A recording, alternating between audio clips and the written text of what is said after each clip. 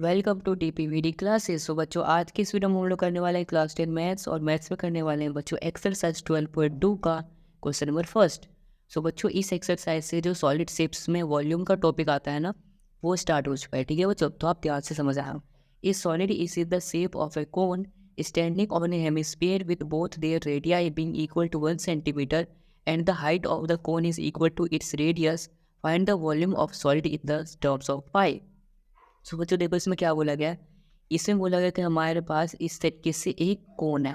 ठीक है बच्चों, और ये कोन जो है ना, हमारा एक हेमिस्फीयर पे रखा हुआ है इस तरीके से।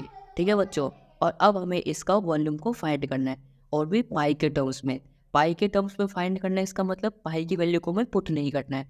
ठीक है बच्चों, तो देखो कैसे करेंगे। सबसे पहले तो हमें यहाँ पर जो इसकी रेडियस है वो 1 सेंटीमीटर गिवन है। ठीक है बच्चों, और यहाँ पे जो इसकी हाइट है बच्चों, ये हाइट भी हमारे पास 1 सेंटीमीटर गिवन है। रेडियस भी 1 सेंटीमीटर और हाइट भी 1 सेंटीमीटर। ठीक है बच्चों, तो अब देखो सबसे पहले आप सॉल्यूशन में क्या लिखेंगे, जो जैसे हमें गिवन है।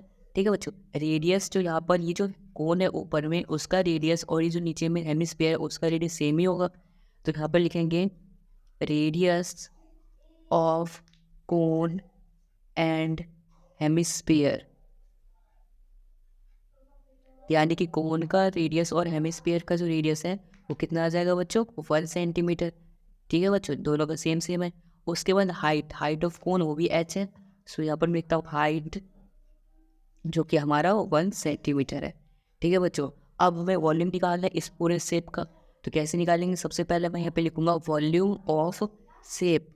वॉल्यूम ऑफ शेप अगर हमें बच्चों फाइंड करना है, तो सबसे पहले हम लिखेंगे वॉल्यूम ऑफ कोन। ठीक है बच्चों, वॉल्यूम ऑफ कोन, इसमें ऐड कर देंगे हम वॉल्यूम ऑफ हेमिस्फीयर। ठीक है बच्चों, इसमें हम ऐड कर देंगे वॉल्यूम ऑफ हेमिस्फीयर को। अब देखो वॉल्यूम ऑफ कोन क्या होता है बच्चों, 1/3 पाई आर स्क्वायर एच। इसमें ऐड कर देंगे वॉल्यूम ऑफ हेमिस्फीयर को, और हेमिस्फीयर का वॉल्यूम क्या होता है बच्चों, 2/3 पाई आर क्यूब। ये चीज़ होता है। अब यहाँ पर देखो बच्चों, कॉमन क्या आ जाएगा हमारा, कॉमन आ जाएगा सिर्फ और सिर्फ पाई। एक ही चीज़ कॉमन आएगा पाई, तो यहाँ पर लिखता हूँ पाई इंटू में 1/3 इंटू में आर। आर क्या बच्चों, 1। सो 1 का स्क्वायर हो जाएगा, 1 का स्क्वायर। ठीक है, फिर इंटू में एच। एच क्या बच्चों, वो भी 1 है, सो यहाँ पर 1 है। ठीक है बच्चों, फिर प्लस में 2/3। फिर देखो बच्चों, पाई तो बाहर आ चुका है क्योंकि हमने पाई को कॉमन ले लिया है।